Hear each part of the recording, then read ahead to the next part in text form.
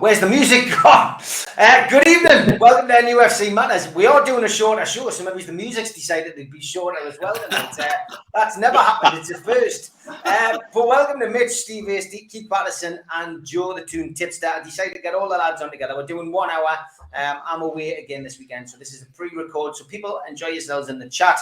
We won't be able to interact with you tonight, but we are going to cram the show full of all your usual favourites. And I guess let's start with new contracts again back in the news. And Mitch, Paul Dummett, 1 year extension. I don't know whether that's got people smiling or questioning what the situation is. At Newcastle at the moment, some people I've seen a bit worried, a bit concerned. We're not going to be spending loads of money, but does it make sense to give Paul Dummett a 1 year deal, Mitch?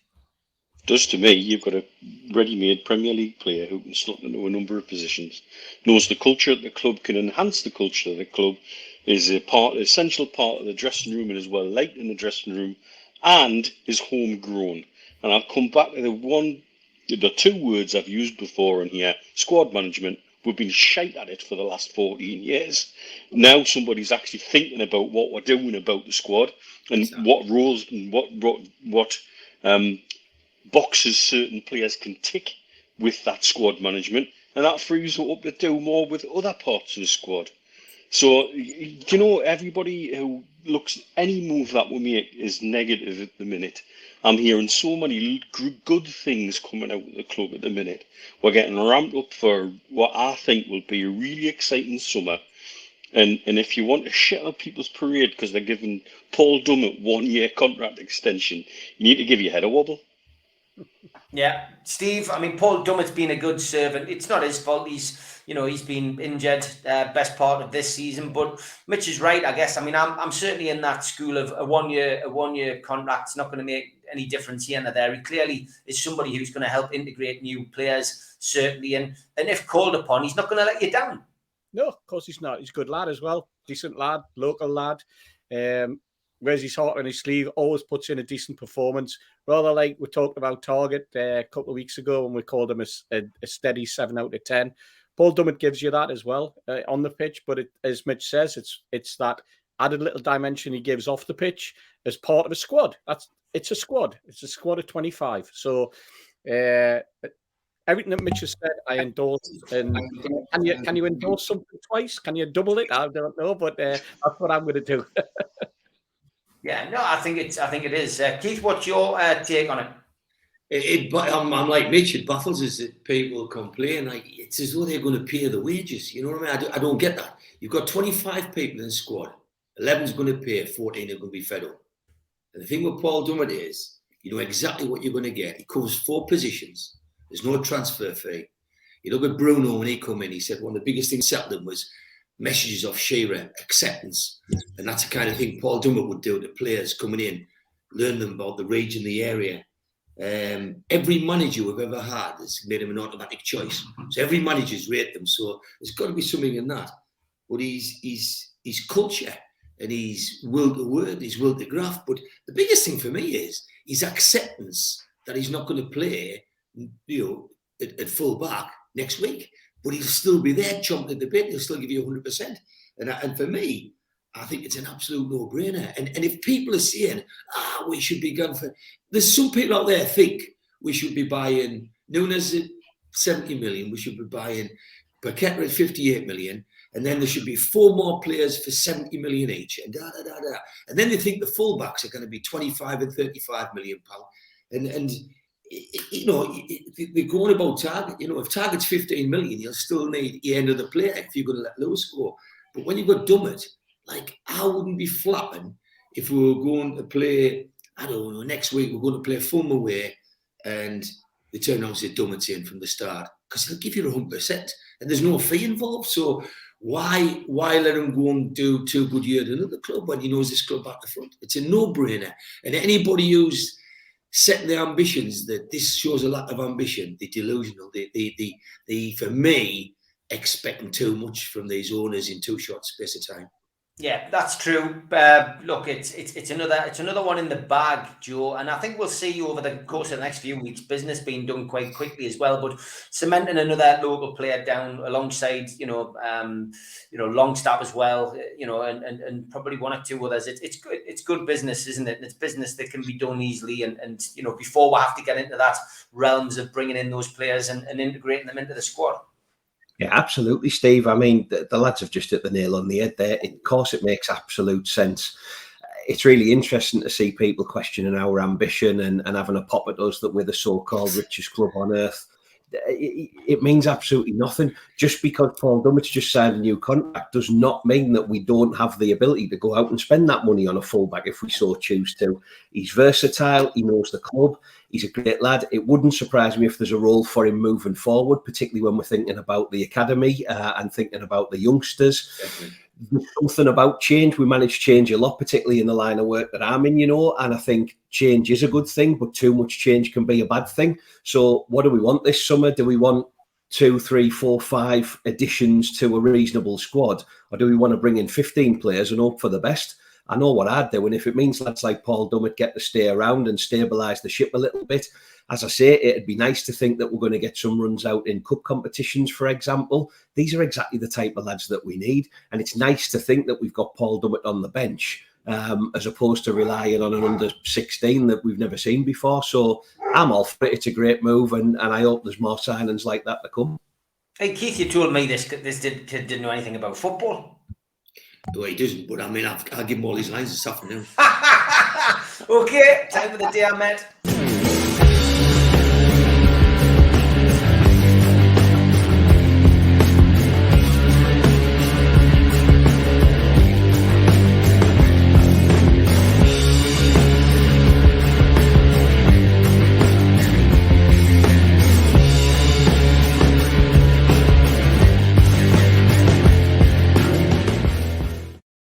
The day I met, where we ask you to send in photographs of you meeting former players, managers, or current players and managers. And I did say we'd get a bit of an Alistair special this week. Alistair sent us 4 emails full of photographs. So this was one with him and Peter Reid. I notice he's doing the infamous boxing pose there with Peter Reid. Because that's what you do, isn't it? Whenever you have a boxing photograph, you do that. So he's trying to get Peter Reid a right hand out. We all do it. There he is with Gibbo. It's from Do and Andre. Yep. At the NUFC Matters Do, which is good. And he sent us this one with Richie, of course, from Loaded, and with Holly and Will Al-Walid on his first visit to Newcastle. There's one with Malcolm and one of his good friends. And the last couple, Trippier. Wow. It looks really pleased to meet you there, Alistair. That's like a passport photo or a jail photo. And,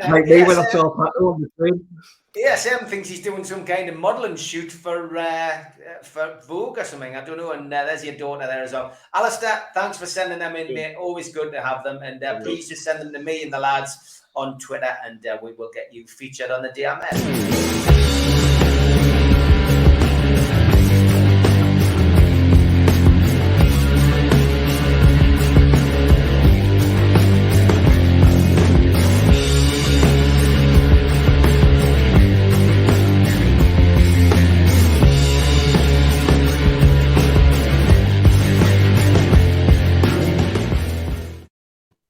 Now, ASM, who featured on those photographs with Alistair, has come out with some interesting comments to a well-known football publication, which seems to have caused a bit of a stir. And I put it out onto Twitter, and it's had quite a response in a short space of time. But the comment that really seemed to touch a nerve with a few Newcastle fans is, those who have played alongside me know that when it comes to quality, I've no need to be jealous of Marnie. The day I get a teammate who is able to convert the chances I create, I'll have 10 or 15 successful assists every season. Is he right, Mitch? Or is this a little bit of, a bit of stupidity on his behalf coming out with this kind of quote? He hasn't been misquoted. I've read the full article, and that is what he said. If I was Chris Wood, I'd dangle him by his neck from the top floor of any building that can get get him up to. I'm sorry, like it's disrespectful to everybody he's played with to come out with a comment like that, and it's me, I. There's no we there. To compare himself to Sadio Mane at this moment in time is suggests he has a high opinion of himself that isn't necessarily shared by many.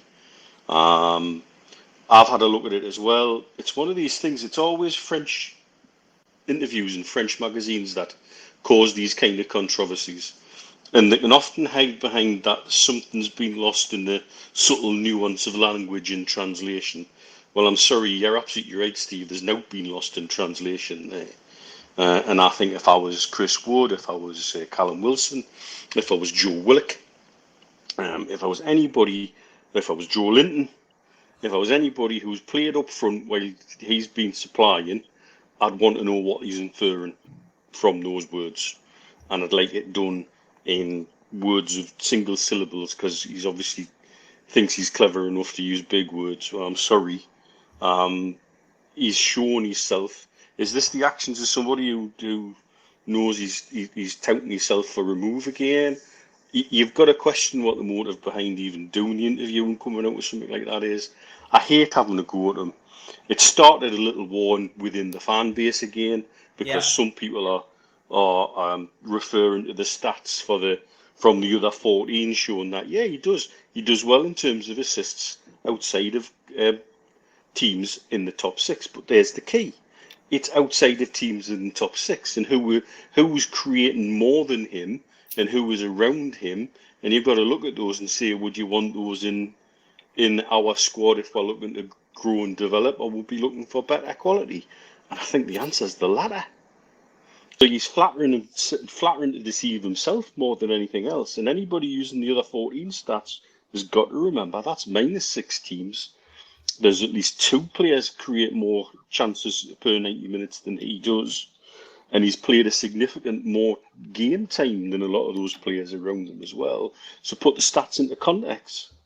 He's genuinely an exciting player. He's genuinely somebody I love to see on the ball. But, when he's doing his fancy little dancing, was he creating much then, or was he just doing something for TikTok? And again, it begs more questions about how he seems to have his social media team entrenched in the Northeast at the moment, and they're playing a very canny game, and they're building a wave of support within the fan base behind them to try and make them look indispensable. And I don't think the club and I don't think the manager will fall for any of that shit. No, Steve. I mean, he's been a breath of fresh air during the Ashley era, and I think maybe it's gone to his head a little bit.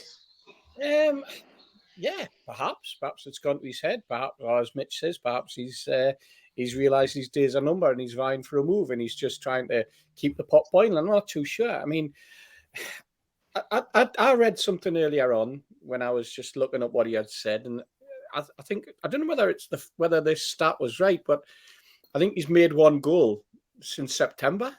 so in terms of assists, I think it's going to be a great last couple of weeks, isn't it? Because he's got a lot of catching up to do to get the 14 that he needs for to hit his target of 15. For goodness sake!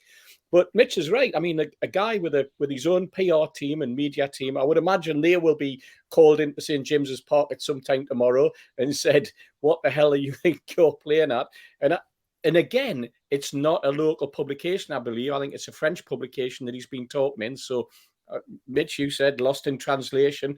Is it lost in translation, or has he actually said it, or what? You just don't know with this guy.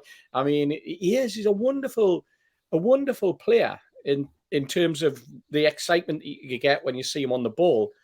But I'm still questioning the end product, and I'm still questioning the fact that you can be the finest circus performer in the world, but if at the end of the day you cannot do that final jump, then it's pointless, And at the minute, he's not laying on the goals, he's not scoring the goals, and if his team members, if he's as upset as his team members must be with him when they're having to track back like Chris Wood or whoever else is playing up front, and they're having to track back while he's sitting on his backside slapping the turf because he feels as though there's another decision that's gone against him.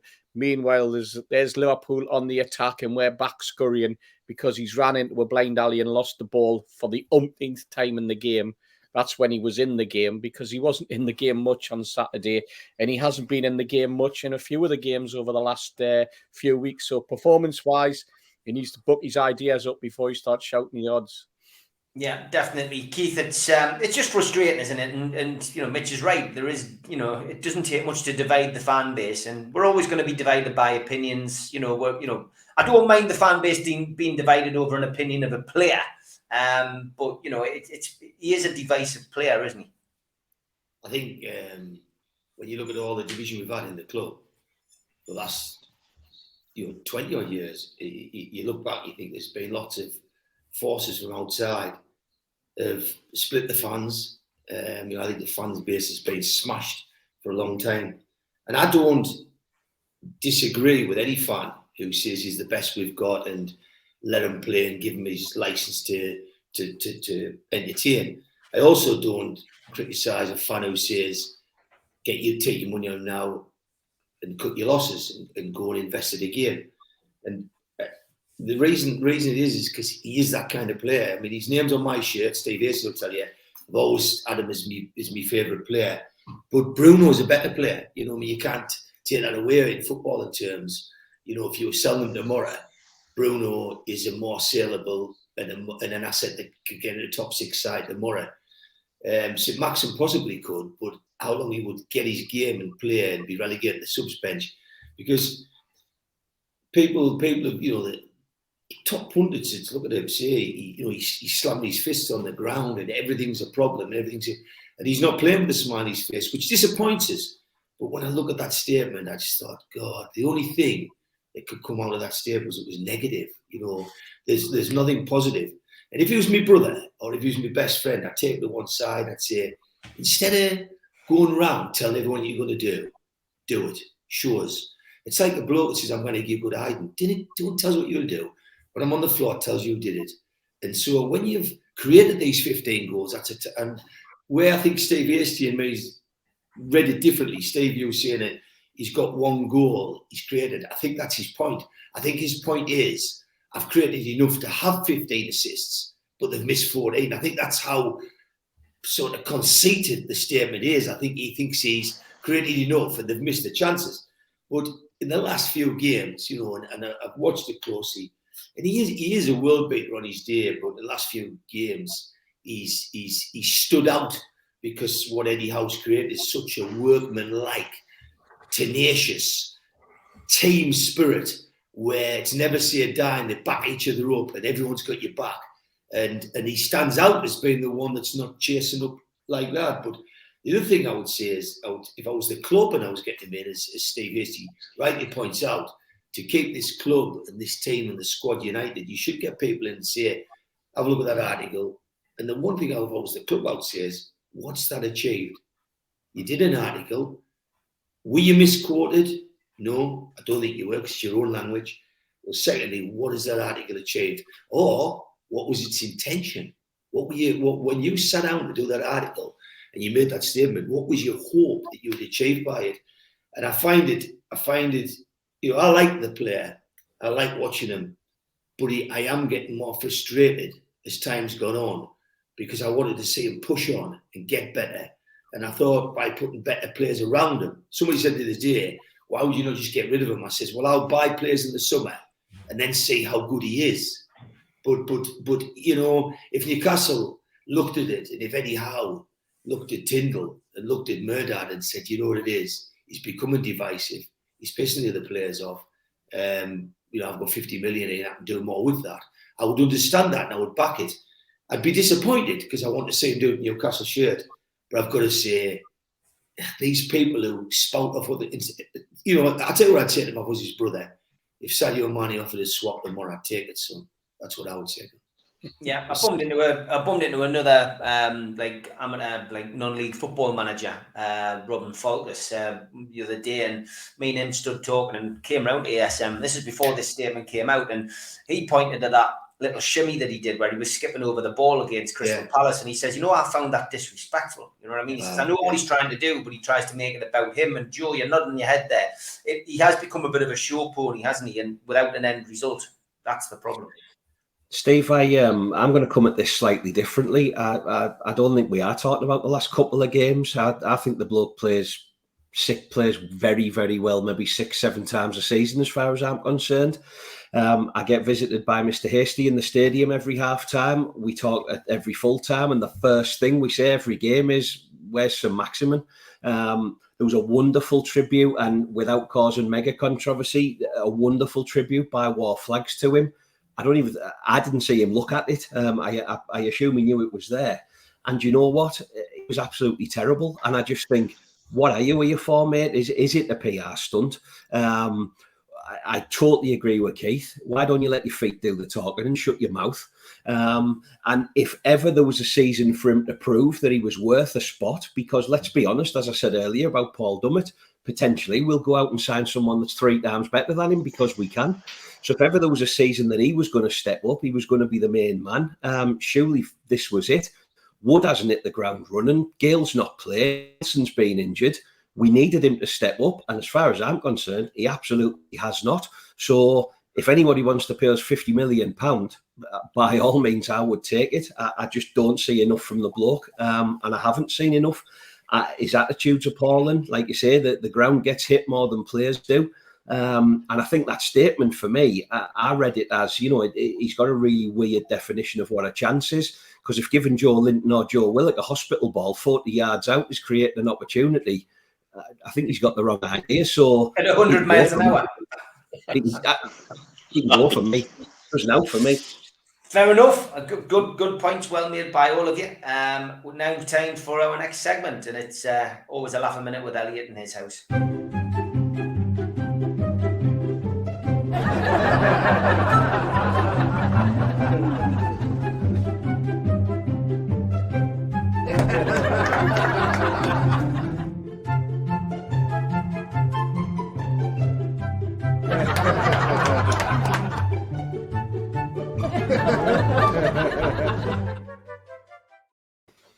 Elliot's classic this week is my wife and I are both tightrope walkers. We met online. I love it.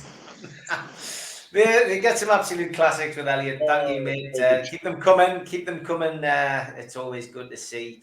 Something I wanted to bring up last week, and we got sent a couple of tweets late on for the show, and something we always like to get our teeth into is just controversial issues and stuff like that. Mark Goldbridge had put this out, and Newcastle's turnaround is an experiment on how you can be basically relegated at Christmas and by mid-table with billionaire, and be mid-table by April with billionaire owners behind you. So there was a bit of digging done by a few people on Twitter. This is where Twitter's great. There's a couple of things that have been dug up today, which I'll probably use on the live next week. But of course, one of our biggest critics was Norwich's manager, Dean Smith, who obviously, was quoted at one of his press conferences as saying, you just look at the January window, they, meaning Newcastle, have had. They've improved. Eddie Howe's an unbelievable coach, but they're owned pretty much by a country, and they're always going to improve, which then, basically led a lot of people on Twitter to look at the net spend of him at Aston Villa, and he'd spent £200 million at Aston Villa and got them towards the drop. And then just this one as well, I picked up on this, looking at another one of our relegation rivals. Look at the money that's been spent since 2016 by Everton compared to Liverpool. That is absolutely mental. Net spend, 317 million. Money received, 322 million. Money spent, 639 million. 340 million plus signings, 20 million plus signings. 2 £40 million plus sales, 5 £20 million plus sales. Major trophies for Everton, 0. Top 4 finishes, 0. Money doesn't buy you success, Mitch, but what I'm getting at here with this is that Newcastle are being criticised once again for the takeover And, the stats tell you that this has been going on with a lot of teams around us who've never had half the criticism. Yeah, and can we talk about the 14 years with the zero net spend under former owner? Exactly. Let's make this a wider discussion, because we're starting from a hamstrung position anyway. We shouldn't be anywhere near the Premier League with the amount that Hastie didn't invest in the club. Zero net spend in 10 years and 7 million on capex. There's League One clubs have spent more than that in the last 10 years. And so it was all very well and good when we weren't rattling cages and we were just this stupid little club in the northeast owned by a cockney shop owner who was good to have a laugh at. Starting protests, and it was good to have a laugh at our expense, getting relegated a couple of times and fighting my way back. So it was all very well and good for you to ignore all of that then, and you can't ignore it now if you're going to use that argument. Because if you're going to use that argument and take it back further, Everton have probably spent 10 times what we've spent in that 10-year period. And like my blue nose friends over here told me a couple of weeks ago, we spent £500 million and got decidedly worse than they did, because there's been no cohesive plan. It's been spending to keep fans happy. There's just no ideology behind it other than let's collect all the shiny things and hope they work together. And that's not what our plan would appear to be. It's disrespectful of Eddie Howe, who's taken a squad that, let's be honest, they couldn't score in a brothel with a diamond dick if they tried hard enough. And yet, suddenly, we're in 9th, 10th place. And that's if you look at the spending, Trippier's only played about 3 or 4 games. Bruno didn't start the first 5 or 6 that he came into the squad in. Dan Burn, Matt Targett, and Chris Wood are the only ones who've got a significant amount of starts behind them. And they wanted to laugh at those signings. So make your minds up. Are the comedy signings or are they not comedy signings? Because for some of you, there were comedy signings at the time. So, get lost. You're right. They can't have this argument. You're right. The weight their arguments one way to make certain points. That dickhead Goldbridge, who's a made-up person anyway, dear me, he can go boil his bloody head as well. But it's ridiculous, absolutely ridiculous, because they're just picking and choosing their arguments as they go. And we're getting this left, right, and centre, and we're going to continue to get it. We're going to continue to get it now. There's more rumblings with the Saudi-backed Gulf League. There's, we've got F1 going there, and all of this, and people are we going to see lengthy articles with references to the word bone saw suddenly appear again? No, that's preserved for us because it's a one-way argument and it's a one-way stick to beat with. And this spending argument is they're picking and choosing the stats to make a nonsensical argument because we had zero investment for 14 years previous. Steve, it's becoming boring now, isn't it? Really, I mean, we can laugh about it, we can discuss it, we can hit them with facts, but it's just relentless, isn't it? That they continue to attack Newcastle at the same time when we've got Chelsea's takeover, which looks as if it could get just waved through by the Premier League if they have their way. Yeah, it is crazy, but this is all deflective tactics. You look at it and you look at Dean Smith and you're going, well, you're deflecting from the fact that you spent all that money at Villa. And you've also just taken Norwich down, mate. So you're talking about us, and you complain. You're trying to say just because Norwich haven't spent money, which they did, then it's Newcastle. Newcastle's spending has cost me job at Villa, and it's cost me my club that I'm now at the opportunity to stay in the league and all this type of rubbish, and it's just crazy. And clubs have spent money hand over fist for years and years. Manchester United. Do you remember when Roy Keane became the I think he was the highest paid player round about the week or so that we got the cup final against them. And he got a contract of 55 grand a week and became the highest player. And everybody was up in arms. And the Manchester United fans were going, oh, he's worth it. That's what it is. And, you know, nobody could match them on the earnings side. And it was just, you know, that's Man United, let it go. As soon as we start to spend money now, oh no, get the knives out. Let's throw everything at them.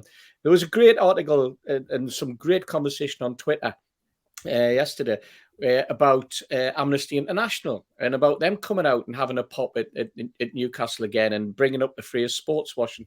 The same organisation is now sitting waiting on tenterhooks for a report to come out about it being discriminatory and stuff like that. They don't look at themselves. They're too busy looking at other people to see how they run their own organisations. That's just typical. And they come out and, as the article said, sports washing, and it was pointed out by a number of Newcastle fans, sports washing was the phrase that Amnesty International created to cause a stir. It was a PR stunt by them at that particular time. And it's latched on and it's been thrown at Newcastle United. It doesn't get thrown to anyone else. It doesn't get thrown to F1. It doesn't get thrown to the golf, as Mitch says. It doesn't get thrown to the esports that are taking place over there. Anything like that. It's the boxing. It's just, we're just an easy picking, and it's boring, but it's going to continue. We know, and we're going to have to develop a thick skin, and we're going to have to make sure that whenever people come at us, that we're there with the facts and the figures, and we'll throw them back in their face. Keith, it's just an ongoing saga, isn't it? It's part of the Newcastle United haters bandwagon that just continues to roll, and we're just an easy target, I guess, at the moment because the takeover is still relatively new. My skin's like a knackered old rugby ball leather. It's as rough as you can get, and it's got loads more kicking left in it. And if the difference between watching the last 15 years or what we've got now means I've got to develop thick skin, then I'll make it tougher and I'll enjoy it. It's a joke. I can remember going after a Fulham player, a winger. He never made it, but he's Fulham. He's on 30 million, French kid, winger, and we couldn't compete on money with Fulham because they were in for him and they were going to get him, and Fulham were favourites. Then I remember Sheffield United spending more than us in that season when they tried to have a go, and then whenever we came up against West Ham or Leicester or Wolves, Villa, we couldn't compete. Well, come on, who were they? In terms of you look back at what Keegan and Bobby Robson did with our team, and you see the players we've had. You look at the Keegans, the Waddles, the Gascoignes, the Beadsleys, and you look at some of the Ginolas, and you look at Ferdinands, Shearers. Them teams were nowhere near us. But all of a sudden now, and I'll quote the phrase, if a player was offered £30,000 a week, signed for Brentford, or 40,000 at Newcastle, he would choose Brentford. And that was talked about on TalkSport. Let's say a few short months ago. And that was fine because they were saying, well, they'll not be able to get anybody. So first of all, we're not going to get anybody, but we do. And then today, this week, I've just tweeted today that Man United's got another deal tied up with Saudi Arabia, which is the 12th year they've been funded by Saudi Arabia. But that's all right. I don't see Oliver Holt coming out saying, hey, lads, I feel really embarrassed. Mr. Delaney, I spoke to him on Twitter. I had a ding-dong with him. I said, come on then. Come and meet us at Newcastle. I'll take you around and show you that all the fans love what's going on. I'll meet you pre-match and take you out. No aggro, nothing, and show you that you're talking bullshit. But them lads are saying that Saudi money is wrong, but it's all right for Man United. And then as soon as we go out and get players, like Mitch says, these unfashionable, useless players, like the Chris Woods and the Dan Burns and the Matt Targets, if we'd gone down, it was going to be, I told you so, you bought dog shit players. Because them players are welded into a team spirit, it's like not on. And then you've got a man who spends 200 million criticising a club, spending 90 million. He's just lost the plot. I mean, he's another one that's just, don't tell people what you're going to do, mate. Do it and then tell us what you've achieved. The world's full of them. But I tell you something, they motivate the shit out of me. I tell you, I've never been more focused, more up for a season coming up. And I don't care who we get. If Eddie Howe brings somebody from Towler, I'm not bothered, because I know there'll be the right culture, there'll be the right attitude, and us lot will get behind them. And that's what's sickening people off. What's annoying people? What's annoying Mackhams? What's annoying people down the country, the Man Uniteds of the world, the Liverpools, is because Newcastle are together. Them photographs, half-time, never stop them full-time pitches in the dressing room. I love them, because it just is togetherness. And that's what's annoying people. They don't like the fact that it's clicked. And I'll tell you something, when it clicks and when we get the rest of the players coming in and build this squad up, I'll tell you what, we're going to do some damage. I was in Towler yesterday, by the way. I hope people don't think I was out looking for a player. Yeah, Joe, it just becomes a little bit tedious and boring. Once upon a time, it was frustrating and annoying, but now it's water off a duck's back to Newcastle fans, isn't it? It's great, and I'm going to quote my mate, Mr. Mitchell, and I'm going to reply directly to Dean Smith. Tough shit, mate. We got took over. Deal with it.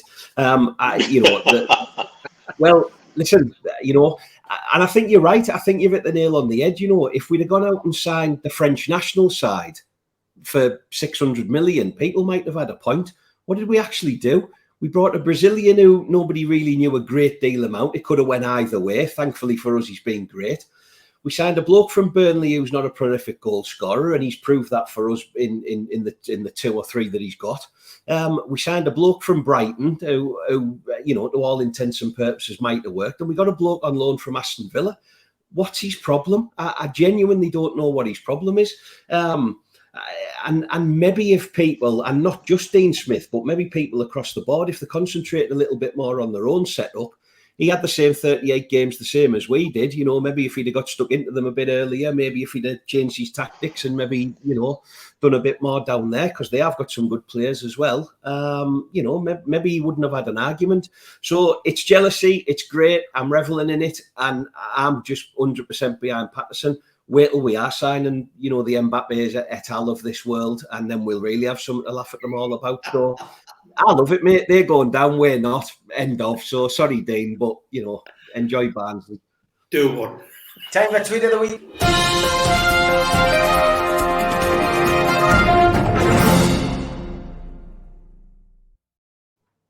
Tweet of the Week, where we ask you to send in tweets that make you laugh, make you angry, or just want to share them because they're bloody good tweets. And this one was a bit bizarre, Dave. I asked for some questions for Ross Gregory.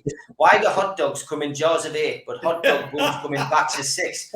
I will ask Ross this next week, but I don't think there's an actual answer to that, Dave. But it was a good tweet anyway. This one was from War Flags, obviously the infamous BMX sign. My dad then put, throw in the pump and you've got a deal. Since he wants to buy the BMX. Then the lads from North Shields got in on the act and they put this up. Pram for sale, contact Martha, NE6, and then the postcode. So yeah, thanks for that, lads. Good to see you getting in on the act. This one from some rather overzealous Liverpool youngsters. We took the Geordies to, we fought for Liverpool. That was at 1 o'clock in the afternoon when people were just arriving by the looks of it. Fantastic haircuts on It was half 12 kickoff. It looks about 11 o'clock, I think. That's when it was. But yes, great haircut. Got the ground 9:45. Dell just basically put this across, like we all did. 22,134 in the 4th tier of women's football. Oh my God. The first tier averages around 2K. NUFC, so massive. I cannot comprehend. And I think we all agreed with that at the weekend. This one, Bruno's kid is a Geordie. Whoever's running Bruno's account is certainly getting into the flow of social media. David then responded with, oh, Bruno kid's a Geordie. He wear a woolly hat.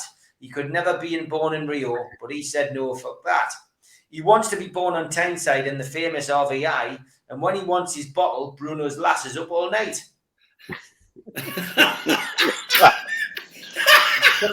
Took some time writing that. The last bit didn't rhyme. Gary Lineker, always terrified that I'll accidentally watch porn during match of the day, even if it's just the highlights.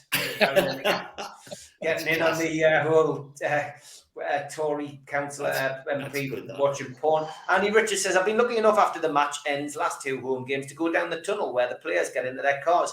I asked Matt Ritchie what he thought about Bruno pinching his magic hat song. Before he could answer, DG said, "You've lost your magic boot." Unbelievable. Holly Blades will be laughing at this. She'll be laughing at my misery. Poor old Matt Ritchie. Steve posted this one. He says, "Tweet of the week, son. Durex on sale. Need a hand? Ask Eleanor." I bet Eleanor was inundated with requests after that. Unbelievable that anyone would put that up in a shop. Steve Owen says, "Dubs, man of the match for me. He even managed to fight off the mighty Bruce Lee." Did look a little bit like Bruce Lee on it, on that particular shot. Julian Clary, this was sent to me by Mitch a couple of weeks ago and I forgot to use it. Phone call from my mother, panic-stricken because she poured herself a gin but couldn't open the tonic water. Paramedics are on the way. Classic. Had some good ones as well. I'm pretty sure, Harry, you must have thought this was the official Burnley FC account. It's not, but it was still funny. Hi, Everton. Catch us if you can. Catch us if you can. That was after the win last week, but of course, Everton went on to win as well. Jack Stevenson. These are a couple sent to us by Steve Hastie. "Sorry, when Pickford screws his face up, he looks like Mike Dean's love child," which I know Jack, actually. He's a canny fella. S. Beckwith. "Jason Tyndall carries himself with the swagger of a dad who's gone unbeaten 3 years running in the dad's race at his kid's school sports day." Why not? Why not? Last couple. This one was doing the rounds this week. "I bet he's thinking of other women." And then he's singing Bruno's Magic song. I did like that. And the winner this week, Paddy Power once again. Newcastle will win the Champions League before Man City. Class. Turning on Man City after last night's result. If you've got a tweet and you think it's worth mentioning on the show, get it over to one of us guys on Twitter and we will use it on the show.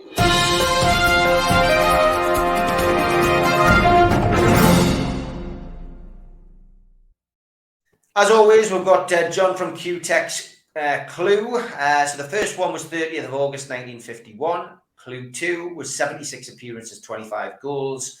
And the third clue, which you need to write down, height 1.88 meters. So write down your answer to that, collect it, and then when we get your fourth clue next week, we will ask you a question, and the first person to give the correct answer in the chat will be the winner. Don't forget, we are rolling this over with this not being a live show.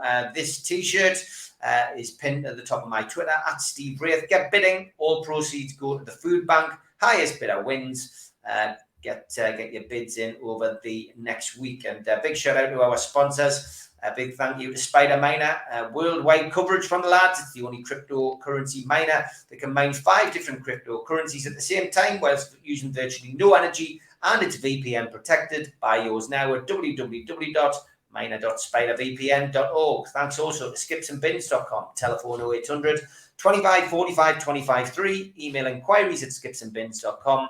Website www.skipsandbins.com. Easy contract free and pay-as-you-go waste collection.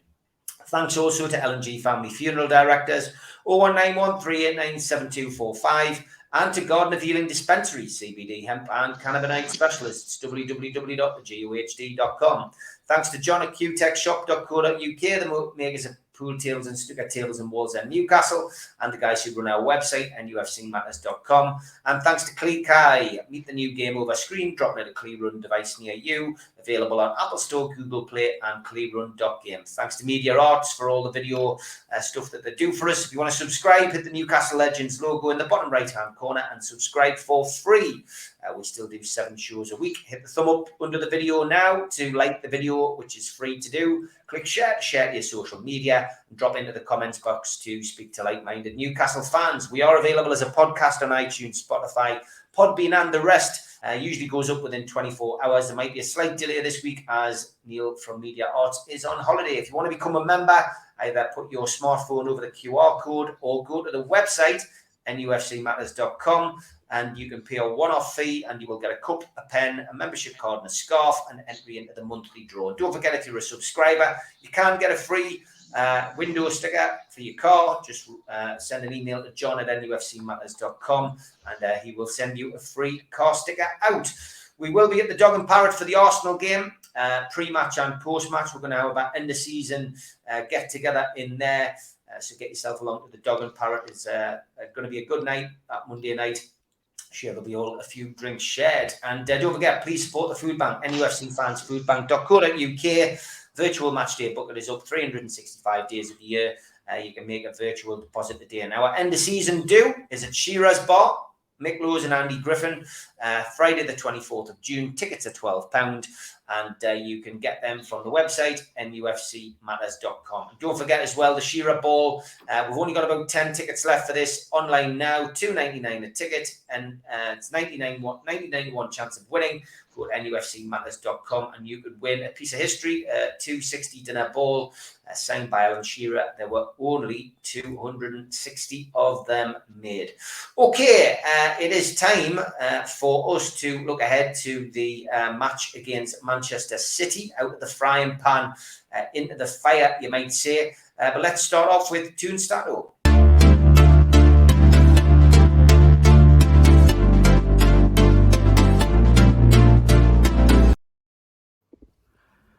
Hello, amigos. Away to Man City at the weekend. And what a game. They'll be like a wounded beast after what happened in the Real Madrid game on Wednesday. And the stats are not painting a very pretty picture for this game. Let's start with Eddie Howe. He has 11 games against the Citizens and he has lost all of them. 10 with Bournemouth and 1 with Newcastle. And the goal difference for him in these games is conceded 34 and scored only 5. Newcastle has played 17 games at the Manchester City Stadium since 2004.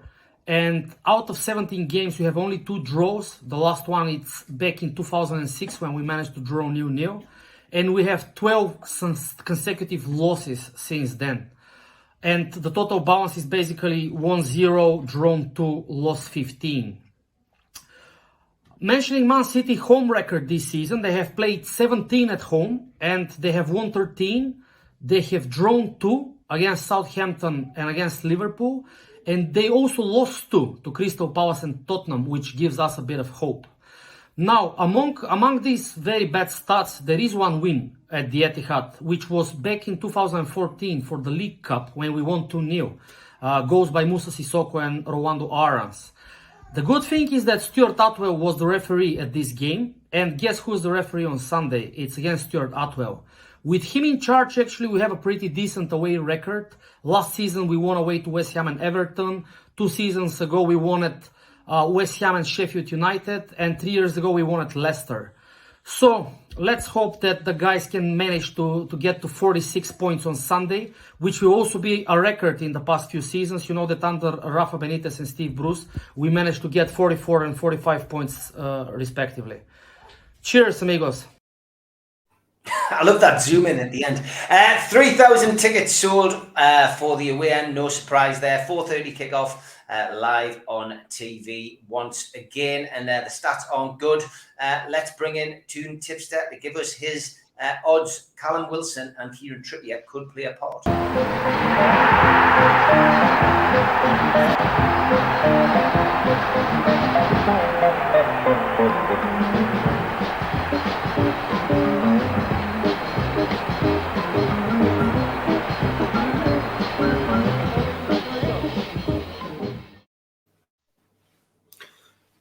Is Andres Ben all right? That didn't last long, did it? He had him for a week.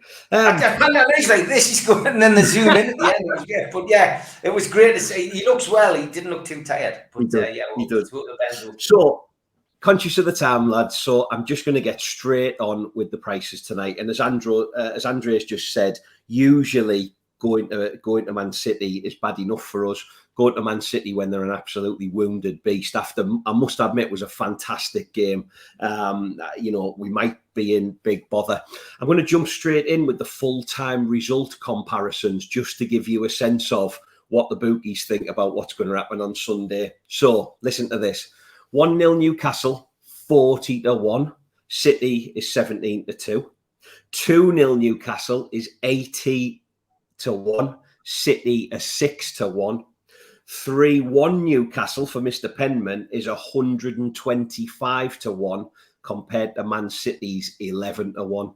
And if you think they'll murder us 4-0, you can have 9-1 for that. Ones each is 14-1, and twos each is 33-1. In terms of the anytime goal scorer market, there's 11 Manchester City players on the list before you get to a Newcastle player. They're led by Jesus and De Bruyne at just under evens. Chris Wood is first on the list for us at 9-2. I think if we are going to score on Sunday, look out for us on the break. So ASM 13-2, Miggy and Joe Willock 8-1. Or if you think our only hope is a goal from a set piece, Fabian Schär is 14-1 and Dan Burn is 22-1. And I must admit, I'd love to see Burn get a goal for us just because. In terms of the food bank, there's still £196 in the pot due to us drawing a blank last week. This week, I'm going to try and boost the pot with a John Joe Shelby goal at 14-1. So hopefully there's a free kick coming just outside the box. In terms of the Toon tickle, my 16-1 dead cert League One goal fest was let down by one team and one team only last week. I don't need to finish that sentence, do I? Thank you, Sunderland. This week, if you think there'll be over 1.5 goals in every League Two game on Saturday, you can have 11-1. So there you go, guys. The bookies don't fancy us. I don't think anybody does, but let's go and see what happens. Please gamble safely, and thank you. Great stuff. As always, we'll get the lads' predictions after this.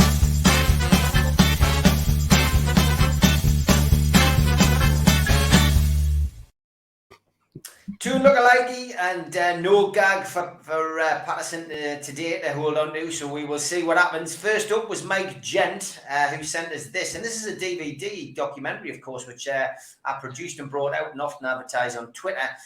He said, Steve, is that the Geordie dentist on the right? If not, it's definitely a good lookalike.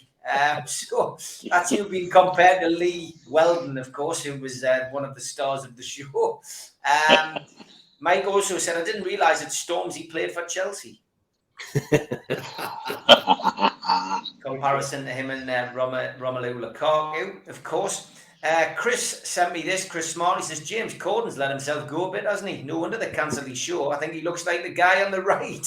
Yeah, that was a good one. And this one was sent to us by Ugly Camel. 10 years after, not a bad band as it goes, Osama bin Laden. Bordering on Albert Mooney kind of territory, who bizarrely has made a bit of a comeback in recent weeks.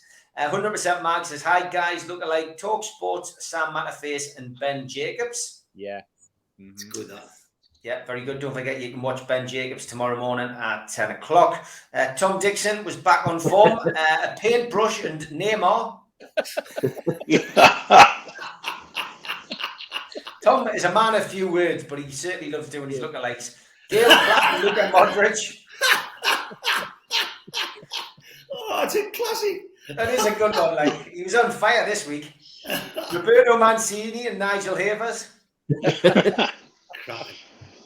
Which is a good one. And he wasn't finished there. Steve Bruce and the Blowfish. Which was his best one to date. Didn't win it this week though, Tom. Sorry, mate. This one was from Sports Trader. It's all about the knob. Mike Dean looking like Jasper Carrot. Which was a pretty good one. And Shea Blama and Abel Xavier. Again, that was another Tom Dixon one, which is slipped in later on, which I thought was quite good. And this one from Sports Trader as well. Screech Powers from Saved by the Bell and Mo Salah. Excellent. Somebody else had noticed the comparison between Mike Dean and Jasper Carrot as well. And our friend who tied himself to the post reappears again. Toon lookalike, Protester and Paul Dano. Yeah. Can see it, yeah. This one from Dazalad, he said, lad on the footballs on looks like Liverpool keeper Allison. Yeah. No idea who the kid is at all. Current affairs now. Dr. Evil and Putin. from Daddy Bill Salmon. He's doing the face there as well, isn't he? And this one from Daddy as well. Freddie Mercury, who is a Toon fan. It's a good one, that. Class, that. You'd be hard pressed to find somebody who didn't look like that, Steve. I get in the 70s, I bet. Sam Chipperfield says Steve Hastie after 15 years in my Hastie. I'll take that one, yeah. This one was from Mitch. He says, I don't know how this one's never been done before. Jesse March, the Leeds manager, and Jeremy Kyle. Very good. Definitely say that. Albert Mooney sent this in. Man City's head coach and Stu Penman. Right. Probably gone very well in Penman's house. So Albert sent this in. Maybe put that and Neil Mitchell. And this one, the guy from Jurassic Park and the Jordan Chuster, he said. He had it in for you briefly. I say it briefly, Mitch, because you know what's coming next. Yes. Hastie Surrey says, Keith, pick your favourite. This one. This one. Or this one. I don't know. Albert loves doing that, but that'll go. That's them. I got this randomly sent by somebody who just said, "There's Hastie." This one was sent by Steve, which is a good one. God, I love that. Right. Killian Murphy, of course, on the right as well, and Maldini, which is brilliant. And we're going to finish up with some classics. So the top three. Arteta needs to relax, says Kenny Ranson. This one, again from Albert. Phyllis Diaz from Barry and our beloved friend. Albert comes through. Number 2, there's a lad. Donald Trump at the ground to watch the women play. That's brilliant. That is. And the winner this week is Paul Oxley with this wonderful inbox. He went, I got the bus over on Saturday and I was amazed when I saw Steve Hastie was driving. He says the lookalike actually looks like Steve Hastie. Now, Steve, we know you're doing some kind of driving job. Is that you? No, it's not me. It's Paul. I'm taking the bus in my life. There we go, Paul. Well done, mate. You're the winner. Toon Lookalike will be back next week and it'll be live.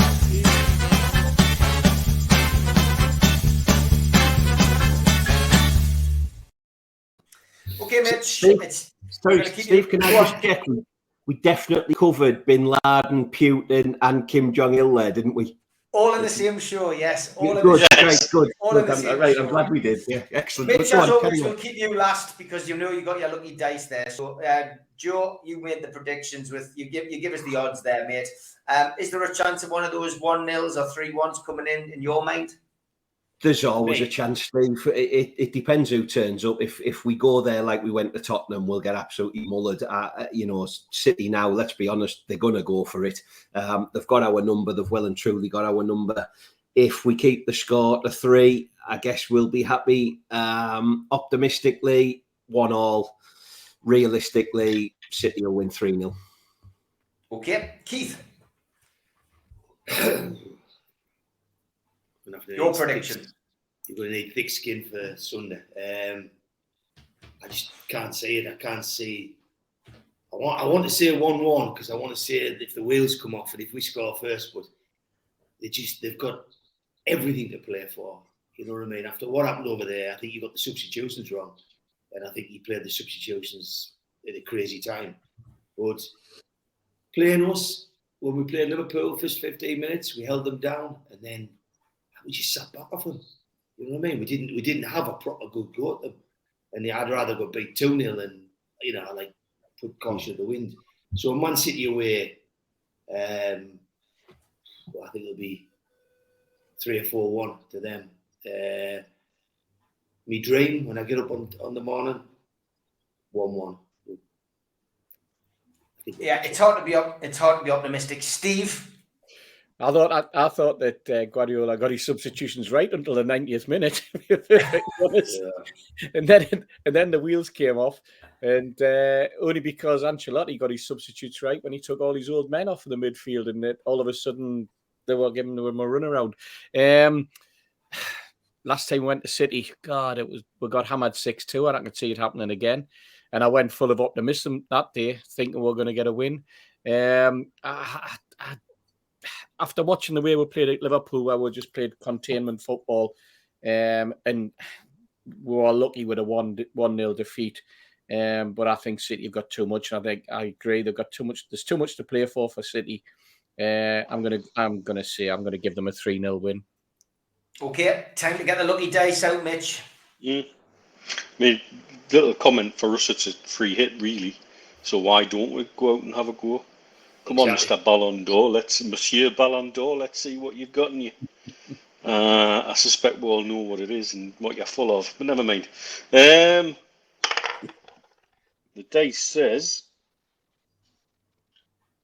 2-1. To Man City, then. We'll go to with Man City. So, which I'd take, to be honest. I would take that. Yeah, I'm going to go for a defeat, lads, I'm afraid. I can't see Newcastle winning this one. I think Man City will have the bit between their teeth. Malcolm MacDonald on last night's show basically felt that, the only chance we've got is if Man City's players, who looked shell-shocked, it has to be said, are struggling to come to terms with missing out on the Champions League again after another collapse. But yeah, I'm probably going to go 3-1. I think it'll be 3-1 to City. I think we'll score. But I think Man City will have too much for us. We won't derail their title hopes. But thanks, lads. As always, slightly shorter show this week with it not being live. Back to full service next week, next Friday, 2-hour show. Just want to say thanks for Toon Tipster for joining us for the full show today. Pleasure to have your company. Cheers again to Keith Patterson for coming on, and the lookalikes, I think, have been reinvigorated again with Keith's new, with his laugh. And as always, thanks to Mitch and to Steve, lads. Have a great weekend, lads, and see you next week. Same to you. Take care. Cheers, everyone. Bye.